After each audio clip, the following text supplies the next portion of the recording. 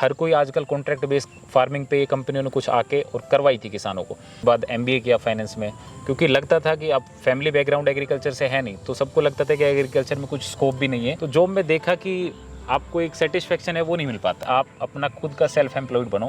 2 साल की फ्रूट आप बाजार में लेके जा सकते हो, इतना प्रोडक्शन आपको पर प्लांट से मिल जाता है। एप्पल आप आजकल काफ़ी ट्रेंडिंग सब्जेक्ट है और काफ़ी चल भी रहा है, होता है उसमें सिर्फ नेगेटिव एक आता है। मेरे पास चेरी है 2-3 वैरायटी की, एक मिरेकल फ्रूट खा लो उसके बाद आप नीम खा लो जी। किसानों के सामने जो सबसे बड़ा इशू आता है वो एक्सोटिक में आता है कि उस चीज़ की इतनी डिमांड नहीं है मार्केट में। आजकल बाजार में एक्सोटिक फ्रूट्स की डिमांड काफ़ी बढ़ रही है, फिर चाहे वो वेजिटेबल्स की बात करें चाहे फ्रूट्स की। लोग आजकल अपने खान पान में कुछ ऐसे फल शुमार कर रहे हैं और ऐसी सब्जियां शामिल कर रहे हैं जिससे उनकी सेहत में अच्छा प्रभाव पड़ता है और जो उनकी हेल्थ है वो काफ़ी बेहतर बन सकती है। इसी क्रम में आज हम आप पहुँचे हैं अलवर राजस्थान पे, जहाँ पर हम आज जानेंगे कि आखिर अगर आप एक्सोटिक फ्रूट्स की खेती करते हैं, बागवानी करते हैं, तो आपको किन बातों का ध्यान रखना चाहिए और किन फसलों का आप चुनाव कर सकते हैं। आज हमारे साथ मौजूद होने वाले हैं एमबी नर्सरी वाला। जी हाँ, इनका नाम है कपिल और इनको इंस्टाग्राम पे लोग जानते हैं एमबी नर्सरी वाला के नाम से। आज इनसे जानेंगे और सबसे पहले बहुत बहुत स्वागत है आपका खबर किसान की चैनल पे। एक तो आप अपना परिचय दीजिए, कैसे आपने अपने इंस्टाग्राम पे जो नाम रखा है एमबी नर्सरी वाला, वो क्या सोच समझ के दिया, इसके पीछे की कहानी क्या है? सर, जो बेसिक स्ट्रक्चर है नर्सरी का मेरे बड़े भाई ने स्टार्ट किया था और उसके बाद मैंने 2.5-3 साल बाद उनको ज्वाइन किया। तो पहले ग्रेजुएशन की, बीबीए किया उसमें, उसके बाद एमबीए किया फाइनेंस में, क्योंकि लगता था कि अब फैमिली बैकग्राउंड एग्रीकल्चर से है नहीं, तो सबको लगता था कि एग्रीकल्चर में कुछ स्कोप भी नहीं है, तो क्यों ना एजुकेशन में कुछ ऐसा किया जाए जिससे कि फ्यूचर बेटर हो सके। तो उस फील्ड में ही हम चले, फिर उस लाइन उसी बात को फॉलो करते हुए जी। तो उसमें फिर फाइनेंस से मैंने एमबीए किया एनआईटी से, उसके बाद फिर जॉब की। अच्छा। तो जॉब में देखा कि आपको एक सेटिस्फेक्शन है वो नहीं मिल पाता है, तो फिर एमबीए में कहीं ना कहीं हमें हर जगह ये सिखाया जाता है कि आप अपना खुद का सेल्फ एम्प्लॉयड बनो, खुद आप ऐसी कुछ चीज़ क्रिएट करो जिसमें और लोगों को आप रोजगार दे सको। तो फिर भाई का था, तो फिर इसी में मैंने सोचा क्यों ना इसी को मिलके साथ मिलके और फिर इसी में कुछ अच्छा किया जाए। तो उसके बाद फिर हमने वैरायटियों को जाना कि किसान को लॉस आखिरकार होता कहाँ है। तो उन सारी चीज़ों की स्टडी करने के बाद फिर हम इस नतीजे पर पहुँचे कि हम पहुँचे कि एक वैरायटी किसान को क्यों लगानी चाहिए, वैरायटी में फ़र्क क्या होता है। तो सारी बात जान के फिर अब इस फील्ड में हम काम कर रहे हैं जी।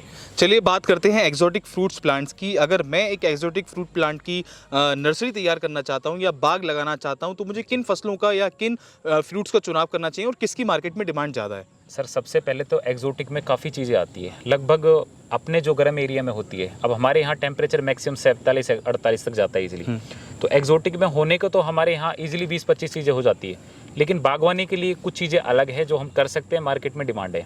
और घर के शौकिया पर्पज़ या फार्म हाउस पे आपको लगाने तो उनकी डिमांड अलग रहती है, वो आप घर के लिए कंज्यूम कर सकते हो उन चीज़ों को। तो बागवानी जो एक्सोटिक में आप कर सकते हो, उसमें एक तो सबसे पहली जो चीज़ आती है नेक्टरिन। शायद बहुत कम लोगों ने सुना होगा नेक्टरिन का नाम भी। नेक्टरिन बहुत अच्छा फ्रूट है और वो आड़ू की कैटेगरी में है, पीच की कैटेगरी में, और उसको जनरली आड़ू आलू बुखारे का मिक्स बोला जाता है। अच्छा। मार्केट में डिमांड बहुत अच्छी है उसकी। और अगर आप जो फिलहाल जो किसानों ने लगा रखे हैं उनका भी हम देख रहे हैं कि 100 रुपये प्लस उनको रेट मिल रहा है पर केजी का। अच्छा। तो एक आप नेक्टरिन पे जा सकते हो, बहुत शानदार फ्रूट है। 1 साल में उसका रिजल्ट आ जाता है ट्रायल पे।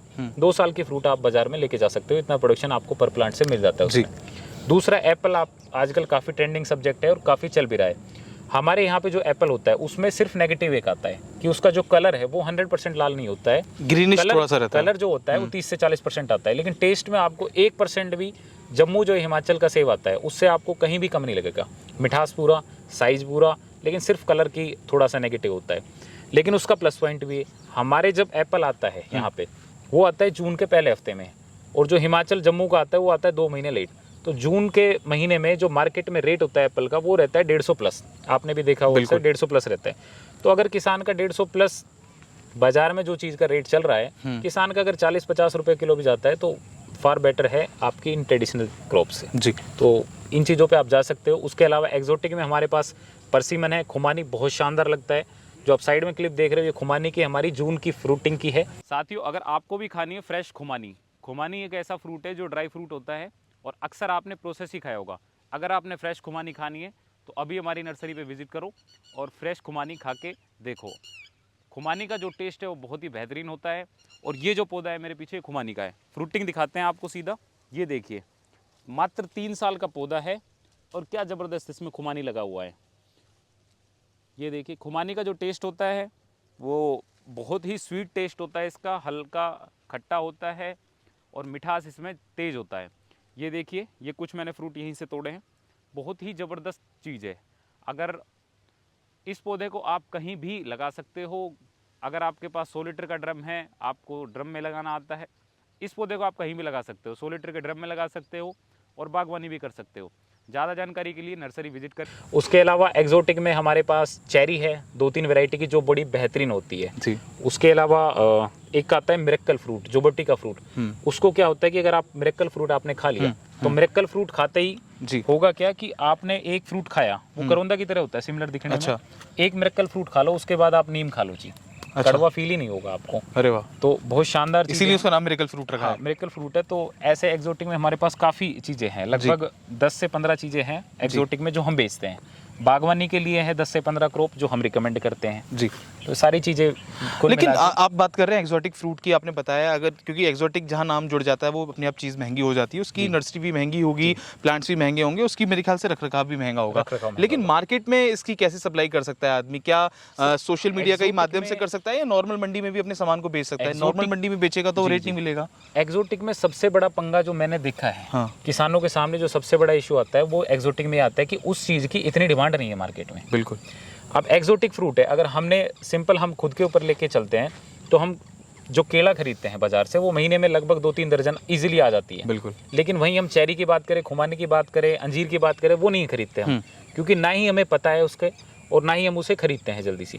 तो डिमांड कम है एक्सोटिक की, इसलिए किसान को सोच समझ के लगाने चाहिए एक्सोटिक फ्रूट प्लांट। या पहले अपना मार्केट स्टडी कर ले कि वो अगर मेट्रो हम सिटीज ये के कहते आसपास हैं- कर रहे हैं। हम ये किसान को कहते हैं कि आप एक्सोटिक लगा रहे हो तो जो जिन चीज़ों का हमने ट्रायल ले लिया है उनको आप किसी भी लेवल पे लगा सकते हो, कितने भी एकड़ आप लगा लो। लेकिन जिन चीज़ों को हम रिकमेंड नहीं कर रहे हैं उन्हें आप अपने 10 प्लांट लगाओ, अपना खुद का ट्रायल लो, बाजार में बेच के देखो, अगर आपको अच्छा रेट मिलता है तो आप आगे फिर गो थ्रू करें। बिल्कुल। या आप बड़े लेवल पे कर रहे हो तो आपका किसी कंपनी के साथ में अगर कॉन्ट्रैक्ट है तब आप उस चीज़ को कर सकते हैं सर, कि जो कंपनियों के साथ भी। अब मैं आपको एक बड़ा अंजीर का नाम सुना है जी। और हर कोई आजकल कॉन्ट्रैक्ट बेस्ड फार्मिंग पे कंपनियों ने कुछ आके और करवाई थी किसानों को, लेकिन उसमें दिक्कत ये आई कि कंपनी ने पौधे भी दिए किसान को, गाइडेंस भी दी, लेकिन आगे चल के वो एग्रीमेंट तोड़ देते हैं। वो जनरली क्या करते हैं, अब अंजीर का पौधा है बिल्कुल ईजिली हर जगह हो जाता है, बहुत ज़बरदस्त फ्रूटिंग आती है 1 साल बाद ही। अंजीर में हमारे पास 4-5 वैरायटी भी है, वैरायटी की कोई इशू नहीं है, बहुत अच्छी क्वालिटी निकल के आती है। लेकिन अंजीर का एक नेगेटिव है कि आपको विदिन 24 आवर वो कंज्यूमर तक पहुंचाना पड़ेगा। अगर नहीं पहुंचा उस टाइम पीरियड में तो वो ख़राब होने लग जाएगा।